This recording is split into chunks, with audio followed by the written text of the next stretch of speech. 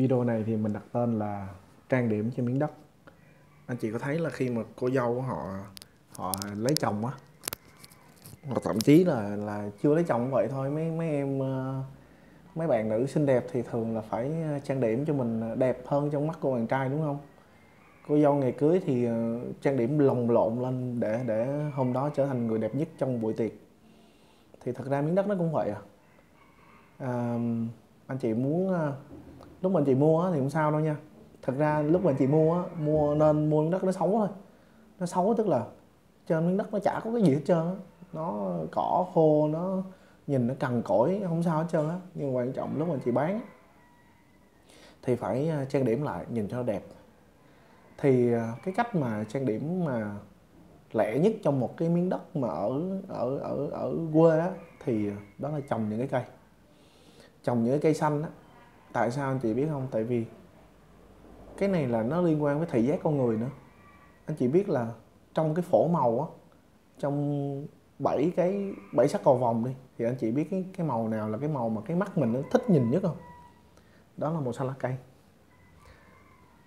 Cây này là cây lưỡi hổ hả ta? Màu xanh lá cây là cái màu mà chúng ta thích nhìn nhất, vì nó dịu con mắt nhất. Cho nên là anh chị trang điểm cho miếng đất thì cũng nên trồng cây. Và tất nhiên rồi, lá nó ra thì thường gần như là 90% đều là màu xanh của lá, là màu xanh lá cây thôi. Cho nên là thường á, những miếng đất mà mình đã từng đi đầu tư rồi á, thì từ miếng đất trống thì mình luôn trồng cây. Vấn đề đặt ra tiếp đó là trồng cây gì. Trồng cây gì thì nó lại phụ thuộc tiếp là, thứ nhất là có ai thuê miếng đất đó không.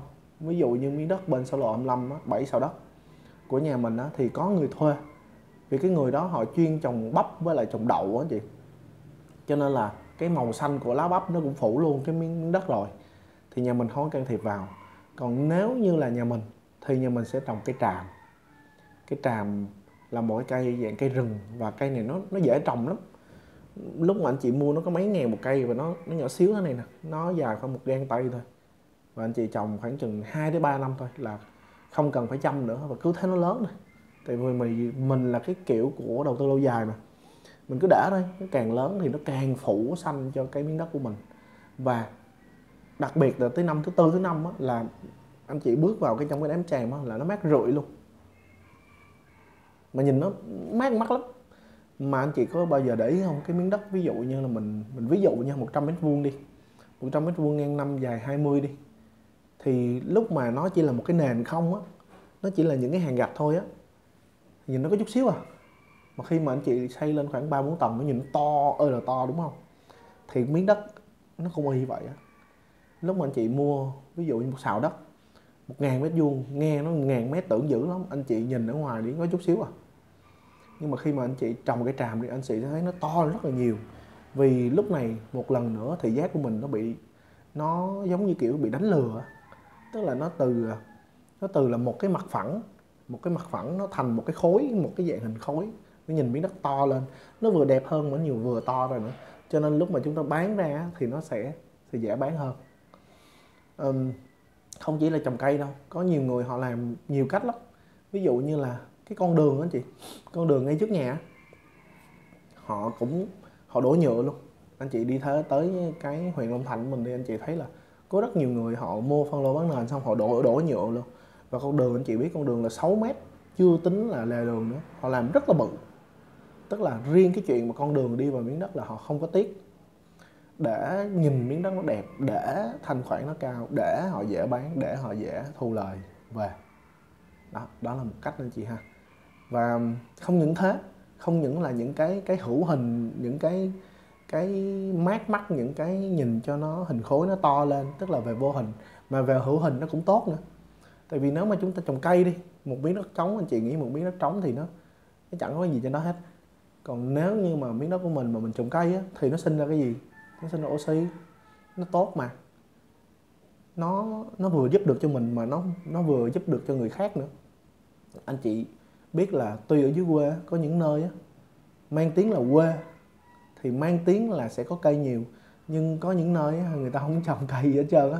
Có những cái đồi trọc á, nó nắng lắm, anh chị đi nó phê lắm. mà tự nhiên ở đâu cái xuất hiện một cái đám tràm, tuy là rất là nhỏ thôi, nó thật chỉ cần 100-200 mét thôi, nhưng mà nó giống như một cái nơi trú mát á, một cái nơi mà nó giải tỏa cái nhiệt độ nắng ở bên ngoài á. Nếu mà có một cái nơi đó thì rồi rất là tuyệt vời. Cho nên tại sao chúng ta không làm? Tại vì nó rất là dễ, nó rất là dễ. Thì có thể anh chị nói là trồng cây thì phải có người chăm vân vân đúng không? Nhưng mà riêng về nhà mình á, thì cũng trồng cây tràm cũng 3 năm nay rồi. Mình thấy cây tràm nó rất là dễ. Mua mỗi cây con khoảng có mấy ngàn à. Mua xong cái đào một cái hố, anh chị nghĩ 100 mét vuông của anh chị, thật ra đào một cái hố nó có chút xíu à, nó có khoảng chục cái hố là hết rồi, chục cây là hết rồi. Rồi xong cái kêu ai đó ở gần nhà, thường là mình sẽ kêu hàng xóm, còn cũng may là nhà mình thì ở dưới đây rồi cho nên nhà mình chăm sóc nó rất là dễ. Thậm chí nói như mình chăm sóc được thật, riêng cái chuyện đó không sao hết trơn á, tại vì mình rất là thích làm phủ xanh cho đất, nhìn nó đẹp lắm. Nó có ích mà, thì chỉ làm vài đợt cỏ thôi là xong. Sau đó cây nó lớn và cứ thế cái nó mang lại bóng mát cho mình và cho người khác nữa anh chị ha.